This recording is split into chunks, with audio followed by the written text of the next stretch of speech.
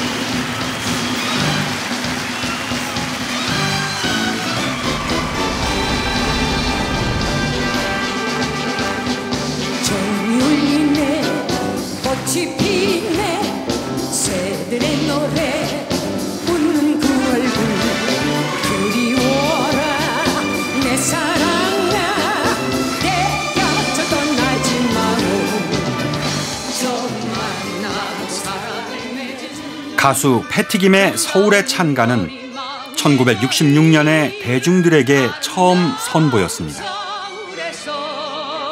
서울에서 살렵니다. 그녀의 남편인 기록윤 씨가 작사, 작곡한 이 노래는 단순하고 쉬운 노랫말과 선율로 대중을 금세 사로잡았습니다. 서울시는 매일 아침 확성기를 통해 이 노래를 출근길 시민들에게 들려줬습니다. 당시 서울시장이 기록윤에게 직접 부탁해 만든 노래였기 때문입니다.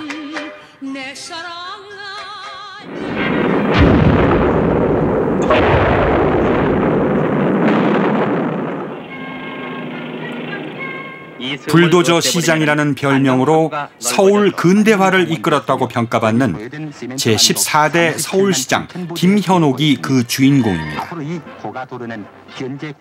서울시장 김현옥. 그는 1966년부터 70년까지 4년 동안 서울시장을 하면서 이렇게 돌격이라는 구호가 붙은 헬멧을 쓰고 수도 서울 건설에 나섰습니다. 오늘날 서울은 인구 1000만이 넘는 국제적인 도시로 성장했지만 김현옥이 시장으로 일하던 60년대까지만 해도 서울은 기본 골격조차 제대로 갖추지 못한 도시였습니다. 김현옥은 그런 서울의 모습을 놀라운 속도로 바꿔나갔습니다. 역대 시장 가운데 가장 젊은 나이인 40살의 시장이 된 김현옥은 부임하자마자 도로부터 손봤습니다. 빠르게 이동할 수 있는 도로는 도시 발전의 필수였습니다.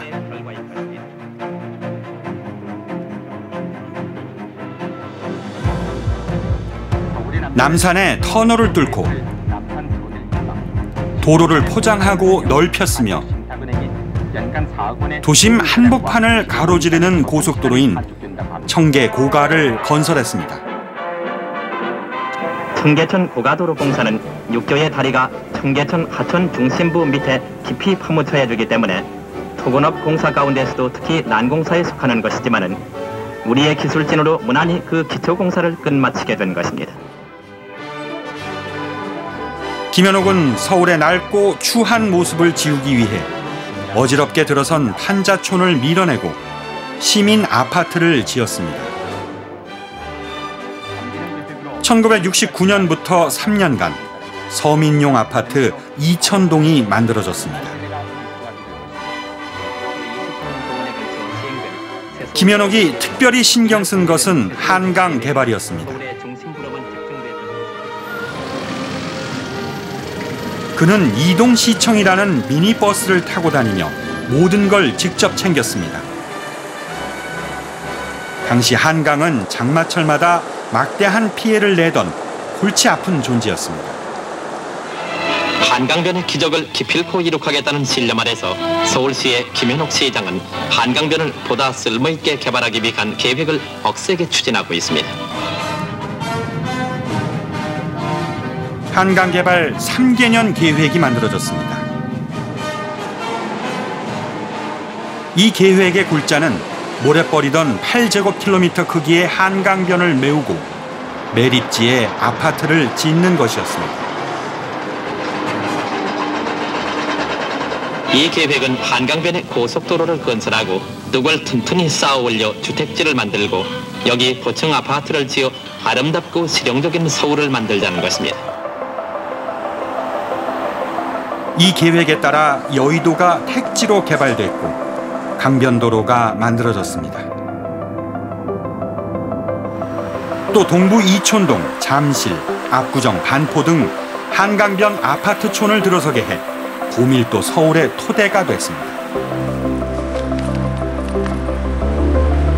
김현옥 시장 같은 경우에는 크게 대한민국 사회를 바꿨던 거가 아파트를 도입한 거잖아요. 그게 우리나라에 도입이 되면서부터 엄청나게 고밀화된 도시를 만들 수 있게 되었고 어쩐 한반도에 처음으로 이 제대로 된 도시 같은 환경, 인구 밀도가 갖춰진 도시가 만들어졌다. 그렇게 볼 수 있을 것 같습니다. 빈 공간이 돈이 되는 마법 같은 상황은 서울의 인구 밀집을 더욱 부추겼습니다.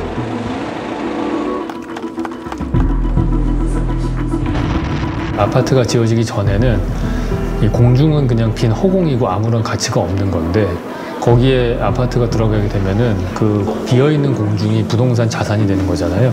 그럼 그걸 사는 사람들은 부동산 자산을 획득하는 지주가 되는 거죠. 무엇이든지 지으면 다 팔리고 그리고 그걸 사기만 하면 인구 집중이 계속 되니까 가격이 오르고 그러다 보면은 우리가 건축이나 도시 공간이라고 하는 거를 재테크의 수단으로 더 많이 생각을 하는 투자의 개념으로 생각하게 되는 게 사회 전반적인 흐름이 된 거예요.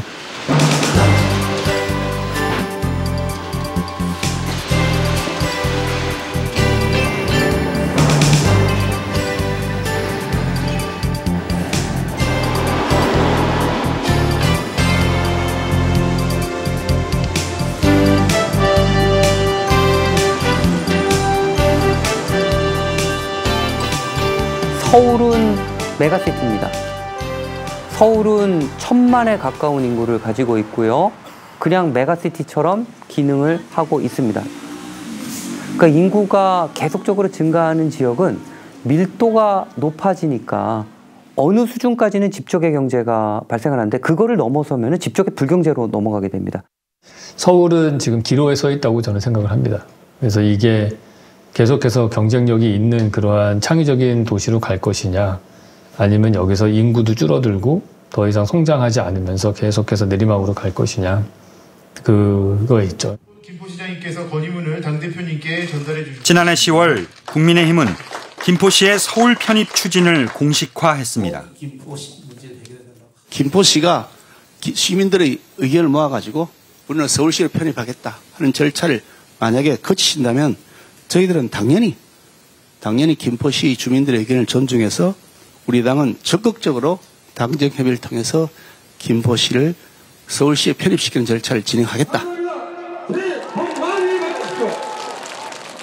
목련이 피는 봄이 오면 김포는 서울이 될 수 있을 겁니다.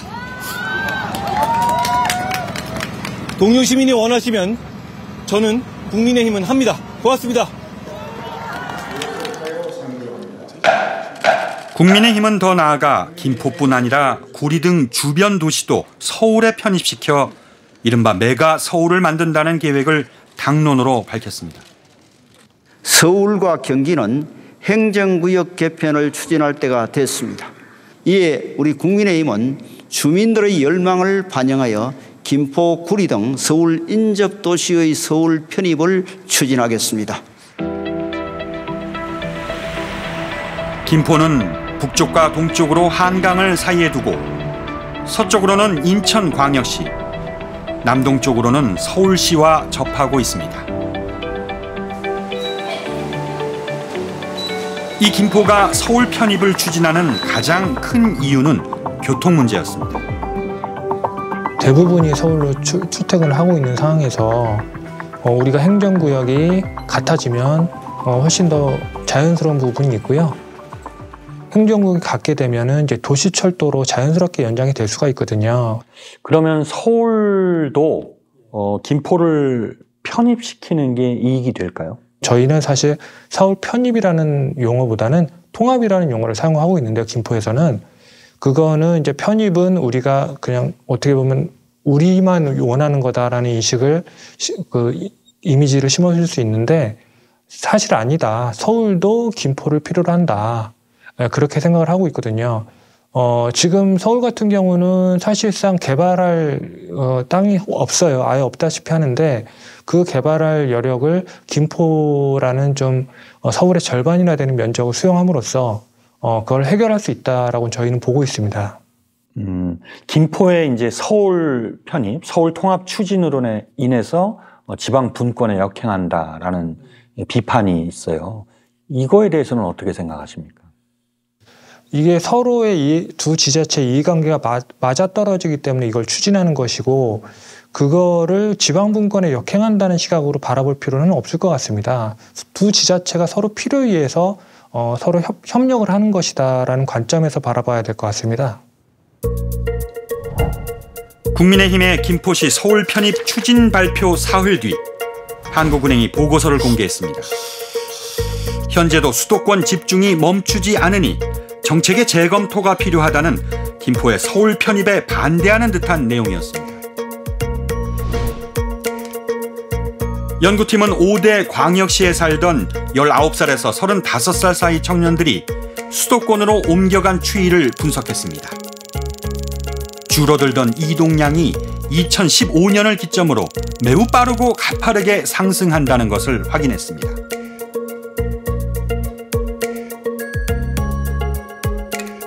추가 분석 결과 2015년부터 2021년 사이 늘어난 수도권 인구 가운데 78.5%가 전부 비수도권에서 온 청년들이라는 게 확인됐습니다.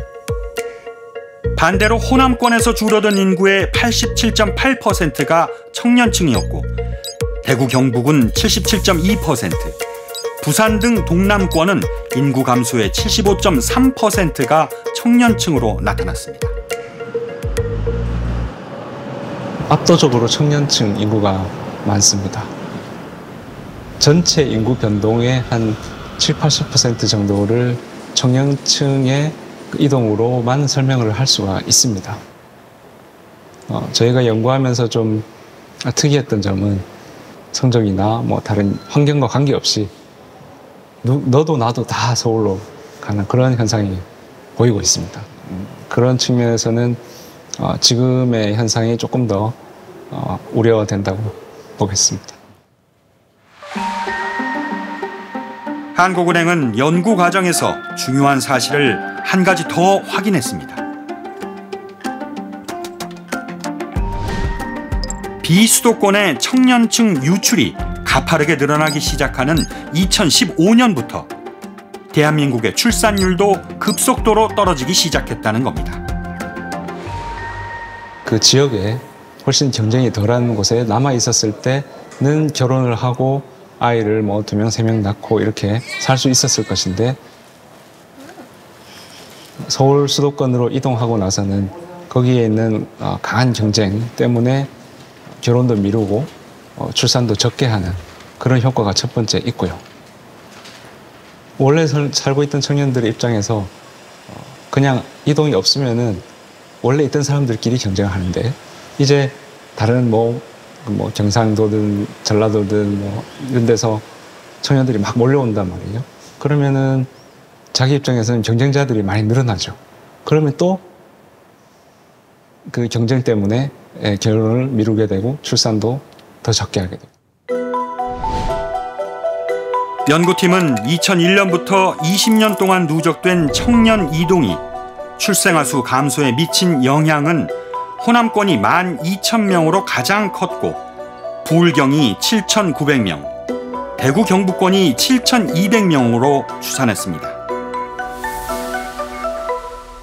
최근에 우리나라가 직면하고 있는 굉장히 심각한 출생률 저하의 문제의 배경에 수도권 집중이라는 현상이 중요하게 자리하고 있다라는 말씀을 드릴 수 있겠습니다.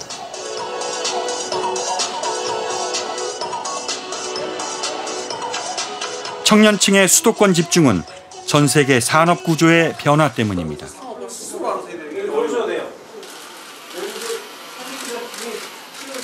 2010년대 중반 이후에 산업 구조의 변화, 특히 지식 서비스, 그다음에 정보통신 이런 분야에 그런 분야를 중심으로 성장하는 그런 경제 구조의 변화가 심화됐습니다. 그렇다 보니까 그런 산업 구조 변화와 맞물려서 청년층 이동이 더 강해진 것이 아닌가 생각이 되고요. 한국은행의 이 보고서로 수도권 집중은 저출산 위기를 초래하는 등 그 부작용이 알려진 것보다 훨씬 더 심각하다는 사실이 드러났습니다. 연구팀은 이에 대한 해결 방안으로 지역 거점 도시에만 집중 투자를 제시했습니다. 이는 수도권 집중 해결이 대한민국 소멸을 막을 가장 중요하고 시급한 정책이라는 반증이기도 합니다. 한국은행 보고서 발표 한 달 뒤 중앙대 연구팀이 수행한 국토교통부 연구과제 결과가 공개됐습니다. 산업, 교통, 주택, 그리고 토지, 재정, 인구 등 6개 부문들이 서로 주고받는 영향을 시스템 다이내믹스라는 기법을 활용해 미래 인구수를 예측하면서 어떤 정책이 인구 감소를 막는 데 가장 효과적일지 분석한 연구입니다. 출산율이 종속 변수가 되고 다른 변수들이 독립 변수가 되는 거죠. 그래서 여러 독립 변수들이 이 종속 변수에 어떻게 영향을 미치는가를 계량적으로 분석을 한 거죠. 균형 발전 정책의 효과를 측정하기 위해서 이런 도시 동태 모형을 쓴 경우는 없었습니다. 연구팀은 중앙정부가 2030년부터 30년간 연 20조 원씩 재정을 투입한다고 했을 때 수도권에만 그리고 비수도권에만 마지막으로 전 지역에 골고루 투입하는 세 경우를 비교했습니다. 재정을 쓰지 않을 경우 2060년 예측 인구는 4,007만 명. 그런데 수도권 투입은 이보다 79만 명이, 수도권, 비수도권, 분산 투입은 241만 명이 더 많았는데 비수도권에만 투입은 예측보다 365만 명이 더 많았습니다. 재정을 비수도권에만 몰아주는 게 가장 효과가 컸습니다. 수도권 같은 경우에는 지금 인구가 계속 지금 수십 년 동안 계속 증가해 왔던 상황이기 때문에 가용 토지가 상대적으로 부족해서 주택이 비싸지는 어떤 그런 단계, 이런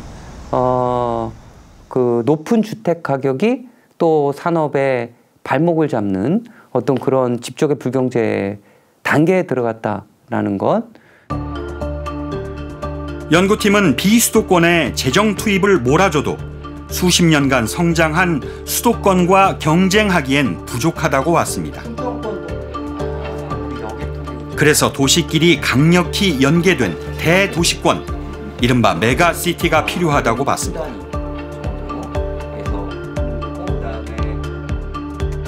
수도권이 그렇게 통으로 기능하는 강력한 대도시권으로 발전하고 있다라면은 균형을 잡는 차원에서 지방에도 수도권만큼의 규모는 아니지만 어떤 특화 발전된 컨텐츠를 가진 대도시권, 이런 대도시권을 구축할 수 있어야 우리가 균형을 잡아줄 수 있다, 국토 차원에서.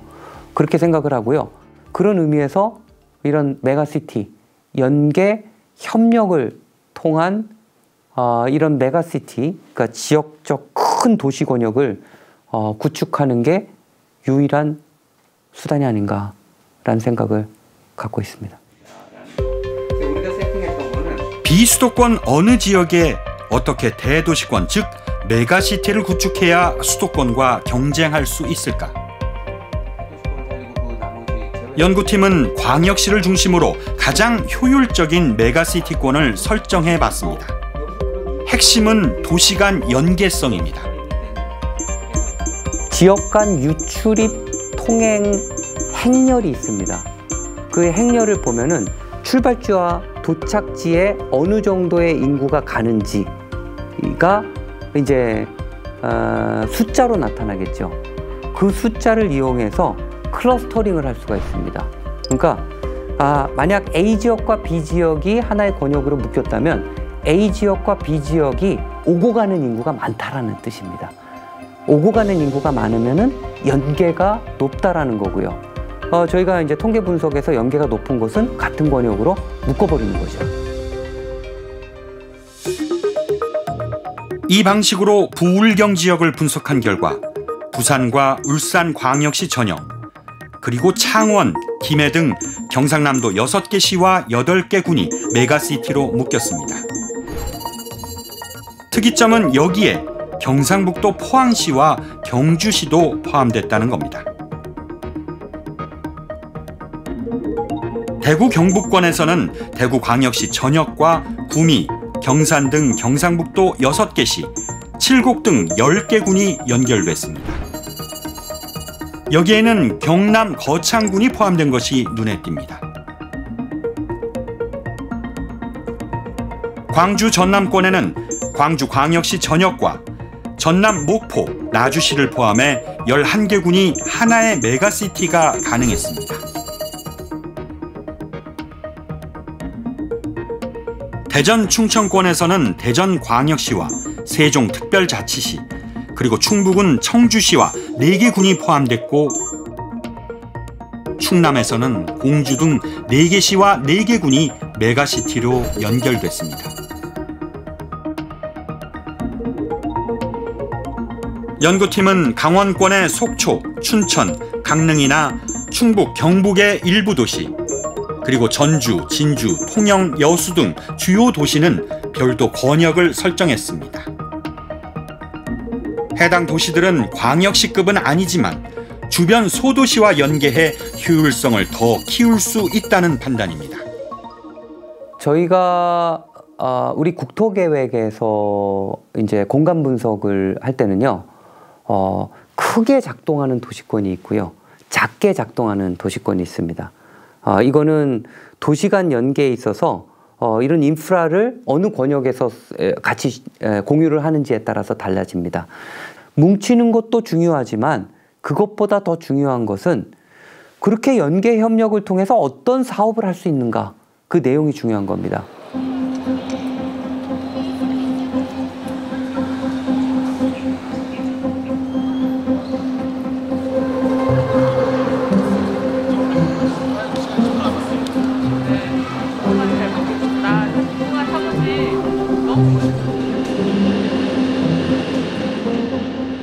저는 운전면허가 없습니다. 그래서 어느 지역을 갈 때 반드시 대중교통을 이용하는데, 그러다 보면 보이는 구조가 있어요. 제가 바라본 핵심은 어떤 부분에서는 교통망입니다. 그게 단순하게 철도를 깐다 정도가 아니라 사람들이 그 교통망을 통해서 어떻게 움직여가는가라는 생활권의 확대에 관심이 많다고 이해하시면 되겠어요.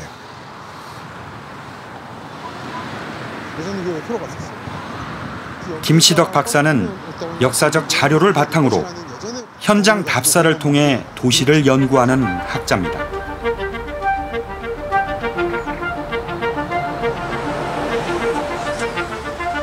저는 전국을 다니다 보니까, 특히 대중교통으로 다니다 보니까 시민들이 주로 교통망을 통해서 선적으로 모이고 있는 거점들이 있다는 관측을 하게 됐습니다.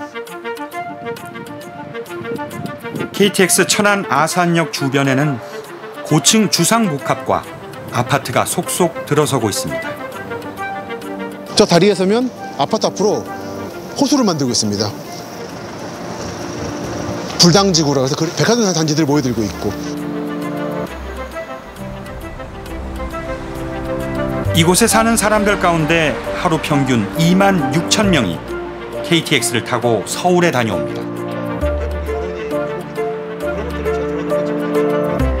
여기서 서울시 서울역까지 또는 광명 용산까지 30분에서 40분이면 가요. 서울이라는 면으로 봤을 때 서울인이 아니냐가 중요한 게 아니라 서울역이라는 거점, 용산이라는 거점까지 이동하는 그 선적이 중요한데, 여기는 그런 부분에서 웬만한 서울 지역보다 더 서울적이라는 거죠. 중앙대 연구팀이 서울 수도권의 연계성을 분석해보니 인천과 경기도 대부분 도시들이 메가시티로 묶였습니다. 주목할 점은 강원도 철원과 충청남도 인구 1, 2위인 천안과 아산까지 서울 수도권 메가시티에 포함되고 있다는 겁니다. 우리 열차는 동탄행 열차입니다. 빨라진 출퇴근, 초연결 광역 경제 생활의 시작. 모두가 기다린 수도권 광역 급행 철도. 2024년 3월 30일 대한민국 GTX 시대 개막.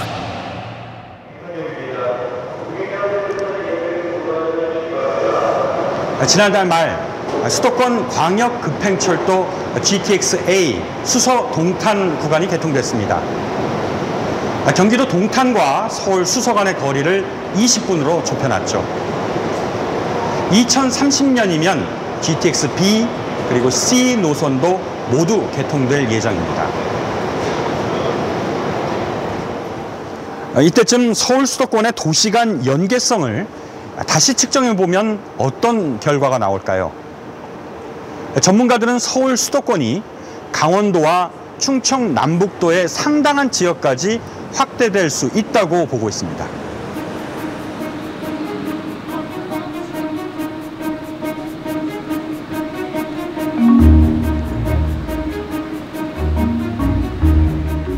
동부가 8대 메가시티를 메가시티 부울경 메가시티 특별연합이 출범했습니다. 2022년 4월 출범한 부울경 특별연합은 커져만 가는 수도권을 저지할 우리나라 첫 메가시티로 평가받습니다. 2018년 민선 지방선거 이후에 당시 경남도지사였던 김경수 지사가 선도적으로 경남도지사이면서 부산을 거점으로 한, 부산을 중심으로 한 부산, 울산, 경남의 광역연합 체계를 갖춰야 된다. 메가시티를 추진해야 한다. 부울경 특별연합은 자치단체의 단순 연합이 아닌 법적 절차를 밟은 새로운 특별자치단체였습니다. 3개 시도의 120여 개 광역 사무를 특별연합이 통합해 다루는 것으로 정했습니다. 각 시도에서 파견하는 시의원, 도원 중에서 파견하는 9명씩 그때 정해졌습니다. 총 27명이 되죠.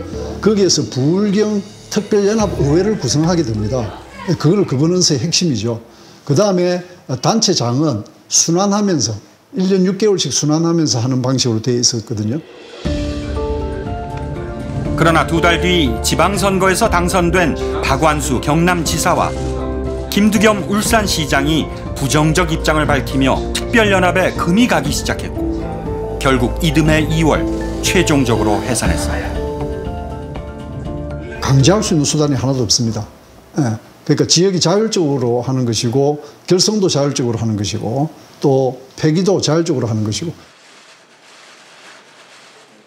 일단은 세 지역이 가지고 있었던 메가시티에 대한 어떤 관점, 간절함 이런 것이 조금씩 달랐어요. 전체적으로 간절함이 서로 없었던 거죠. 부산만 이득 아니야? 뭐 이런 관점이 있었단 말이에요. 두 번째는 이제 돈의 문제입니다. 내도는 각자 가지고 있고, 그러니까 부산도는 부산돈, 울산, 경남 따로 다 자기의 예산을 그대로 유지하고 있으면서 중앙으로 또 돈을 가져와서 협력을 하자. 그러니까 이제 특별연합이라고 하는 추진기구체를 만들었지만 그 돈을 실제 사용하는 방법이라든가 시기라든가 우선순위, 여기에 대해서는 늘 싸움이 일어날 수밖에 없잖아요. 부울경 3개 자치단체는 광역연합을 폐지했지만 지난해 3월부터 초광역 경제동맹이라는 이름의 협의체를 운영하고 있습니다. 특별연합은 이제 법적인 근거를 가지고 이제 규약으로 해서 출범을 한 이제 행정기구라면 저희 경제동맹은 3개 시도의 시도지사님들이 협약으로 인해서 좀 더 유연한 조직으로 재탄생했다고 보시면 되고,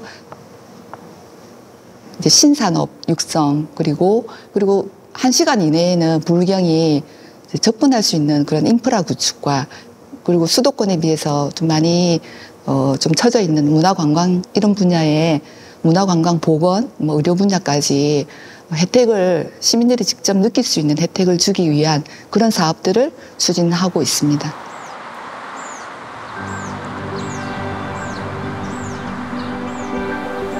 중앙대 연구팀이 국토부에 제출한 연구에는 부울경 지역의 재정 투자 효과를 실험한 결과도 포함됐습니다.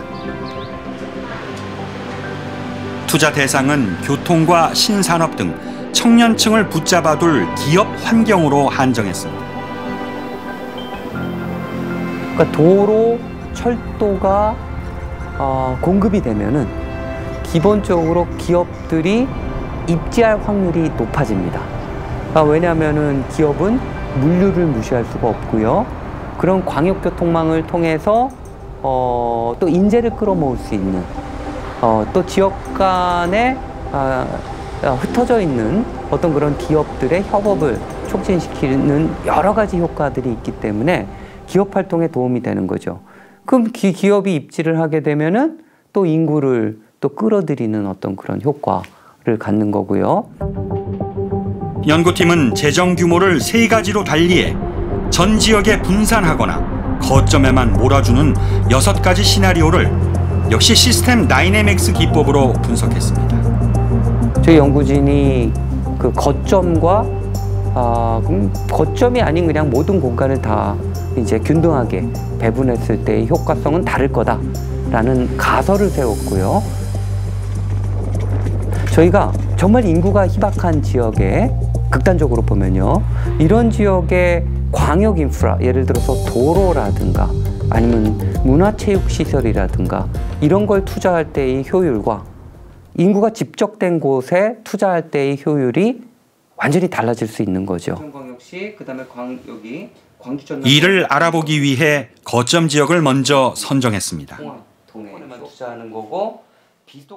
거점은 중심성 지수를 토대로 선정이 됐습니다. 중심성이 높다는 것은 진짜 사람의 오고감이 되게 활발하다라는 거고요. 그 다음에 오고감이 활발한 강도가 어느 정도인지를 전국 대비 그 지역을 중심으로 보는 거죠. 저희가 할 때는 1 기준을 많이 썼습니다. 그러니까 1% 이상 발생하는지. 이 기준에 따라 부산 지역 15개 구와 1개 군을 조사한 결과 해운대, 부산진, 사하 등 7개 구와 기장군 등 모두 8곳이 거점이 될 만한 지역으로 선정됐습니다. 울산은 4개 구와 1개 군 가운데 남구와 북구 2곳만 해당됐습니다. 경남은 8개 시와 10개 군 가운데 창원, 김해, 진주, 통영 등 4개 시가 해당되면서 부울경 지역에서 중심 기능이 가능한 거점 지역은 모두 14곳으로 추려졌습니다. 연구팀은 2030년부터 30년 동안 재정 투자 시뮬레이션을 했습니다. 2060년 기준으로 분산 투자와 14개 거점만 투자의 예상 인구 차이는 연 1.2조 원 투자의 경우 약 25만 명, 2.4조 원은 약 61만 명, 4.8조 원은 약 97만 명 등으로 거점에만 투자가 효과가 컸습니다. 서울, 경기, 인천의 여러 지자체들은 통으로 엮여 있습니다. 그런데 지방에서는 이런 엮임의 강도가 느슨한 거죠. 이 광역권 내에 거점이 어디인지를 확인하고 거점과 연계 전략을 강하게 펴는 것. 이거는 메가시티 전략의 핵심 중에 핵심이다 라고 말씀드릴 수 있을 것 같습니다.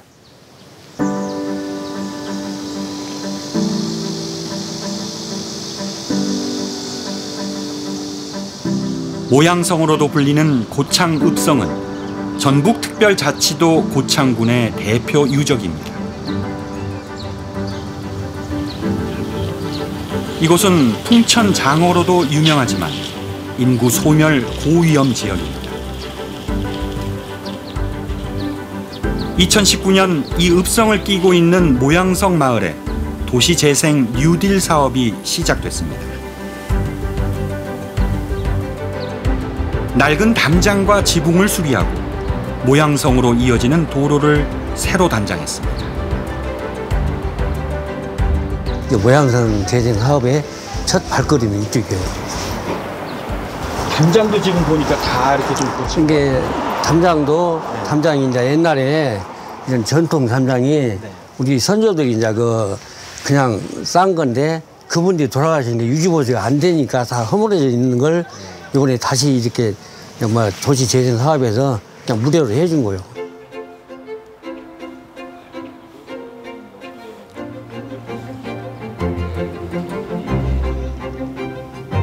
한옥으로 만든 숙박시설은 마을 주민들이 만든 사회적 협동조합이 운영합니다. 도시 재생 사업이 없었다고 하면은 왜냐면 여기가 모양성 이제 문화재 지정이 되어 있었고 개발이 안 되는 지역이고 그러면 그대로 낙후되었고 동네가 거의 소멸되다시피 되어버려요. 앞으로는 젊은 애들은 도시로 가고 이제 부모들만 살고 계시니까 이런 사업이 없으면은 거의 젊은 사람이 나타나지 않고 소멸되는 그런 것인데 이게 들어오는 게 마을 살리는 기회가 된 거예요. 그냥 도시 재생 사업이. 모양성 마을과 함께 고창읍 전통시장 주변 마을에서도 도시재생 뉴딜 사업이 진행됐습니다. 여기가 원래 일제 건물이에요. 이 마을은 1930년대 지어진 건물을 사들여 내부를 수리한 뒤 카페를 준비하고 있습니다. 이 카페를 운영할 마을 주민 8명도 뽑았습니다. 식당으로 이렇게 하려고 하다 보니까 여러 어려움이 많다 보니까 최종적으로 합격은 그냥 카페로 하는 것이 현실에 맞겠다. 여기서 카페 이렇게 이렇게 무대도 만들고 이렇게 해가지고 현대식에 맞는 카페를 하기 위해서 이렇게 지금 시설을 하고 금년 5월 달부터 운영을 하는 걸로 계획이 되고 있어요. 도시재생 뉴딜 사업은 쇠퇴한 도시를 주민들의 힘으로 재생한다는 목표로 2017년 시작됐습니다.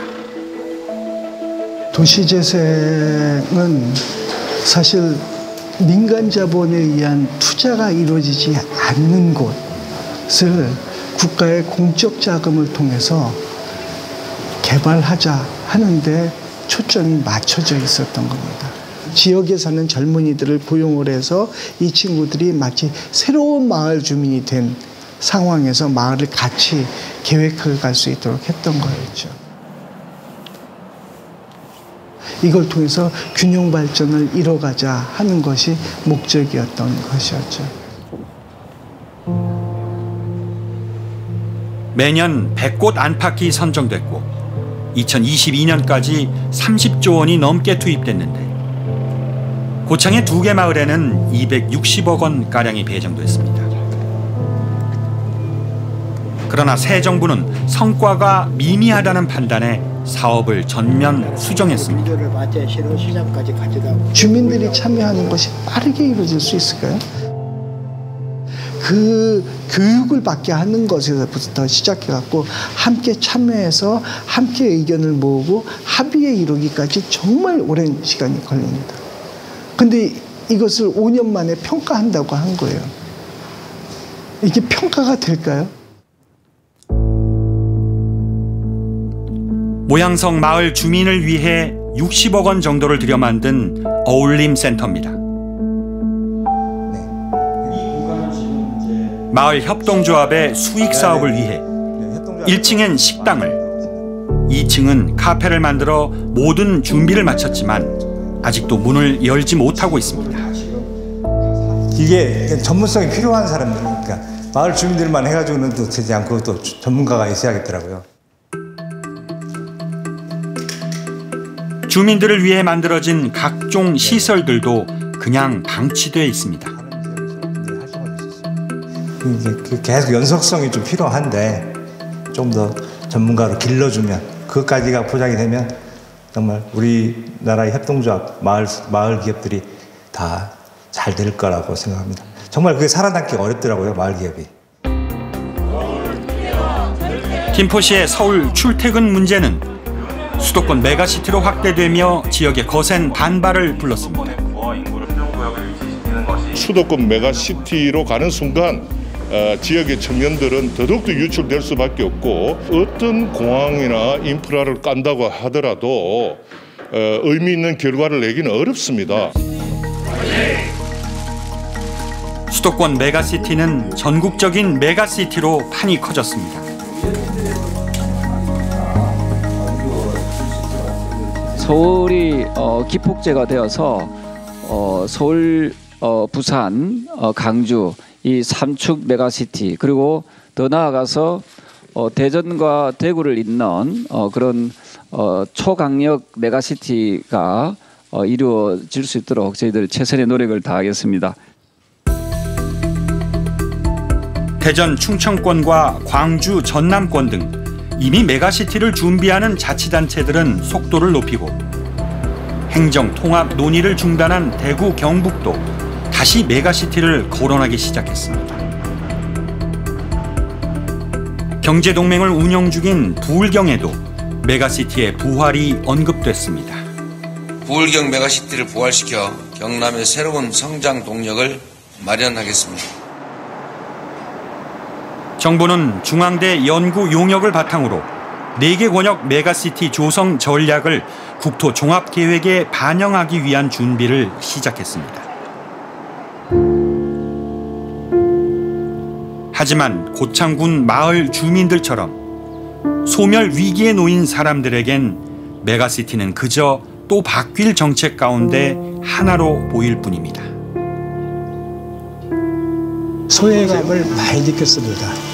소외감을. 똑같은 시대에 살면서 너무 이렇게 좀 사람이 몰리는 것만 집중 정책이 있다 보니까 이 농촌을 소외하는 이런 것들을 소외에 들어가서 굉장히 좀 정책이 너무 이렇게 눈에 보이는 것만 하는 것 같아서 좀 아쉬움을 많이 느꼈습니다. 사실은 메가시티라는 것은 뭐 막연하게 그렇게 도시를 키워서 자기들만 더 혜택을 누리고 자기 그 지역만 더 발전시키자 하는 그런 이기적인 그런 생각으로밖에 안 보인다고 저는 그렇게 생각해요. 현재 수도권 인구 집중은 정책의 불균형까지 초래할 정도로 심각한 상황이라는 우려가 나옵니다. 투표권, 보팅 파워가 수도권이 훨씬 더 많아지는 그런 상황이기 때문에 저희가 중앙정부나 정치인들이 의사결정을 할 때 비수도권을 배려하는 그런 정책을 하기가 앞으로 더 어려워질 수도 있다. 집권당이 되고자 하면 뭘 얻어야 될까요? 표를 얻어야겠잖아요. 표를 많이 얻는 데는 어딜까요? 사람이 많은 대도시죠. 정부가 지방 소멸에 그렇게 절박한 마음을 갖고 접근하고 있는지, 나는 이제 5년 지나면 내일 아니야 라고 생각하는 건 아닌지, 아니면 그냥 저기에도 어느 정도의 유권자가 있으니까 생색만 좀 내면 충분할 거야 라고 생각하고 있는 건지, 그렇지는 않을 거라고 생각하고 싶습니다. 이번 총선 과정에서 언급된 메가시티는 그 본질이 잘못 전달됐다는데 전문가들의 의견은 일치합니다. 면적으로 묶는다고 해서 메가시티가 탄생하는 게 아니라는 거를 너무 행정학적으로만 보시는 것 같아요. 면끼리 통합하면 메가시티다라는 식으로. 행정구역을 특정 시에 옆에 인근 도시를 결합하는 방식으로 하는 것은 메가시티의 취지도 아니고 세계적으로도 그런 사례도 없고 잘못 이해하고 있는 것입니다. 메가시티를 만든다라는 거는 지역 내에서 느슨하게 존재하던 지역 간 연계를 조금만 더 강화를 시키면은 그 지역이 하나의 도시처럼 효율적으로 돌아갈 가능성이 크다라는 겁니다. 뭉치자, 연계하자. 연계해서 광역협력 사업을 해서 우리도 덩치 큰 도시처럼 기능하는 어떤 그런 지역을 만들자라는 전략을 짠 거예요. 그러니까 농촌, 중소도시, 대도시가 같이 상생할 수 있는 거대 권역, 이 권역을 메가시티 권역이다라고 부르는 거죠. 지난해 합계 출산율 0.72. 대한민국의 소멸 시점은 더 빨라지고 있습니다.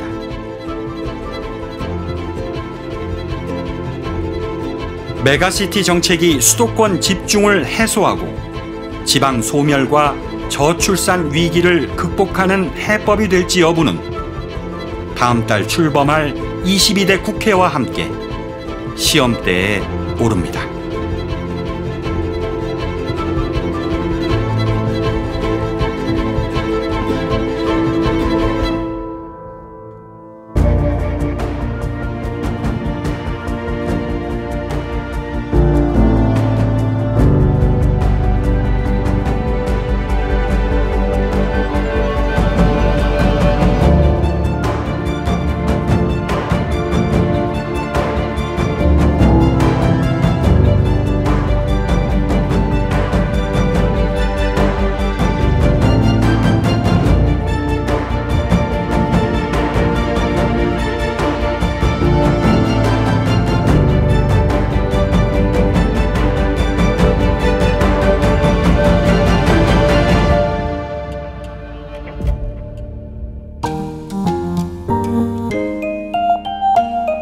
KBS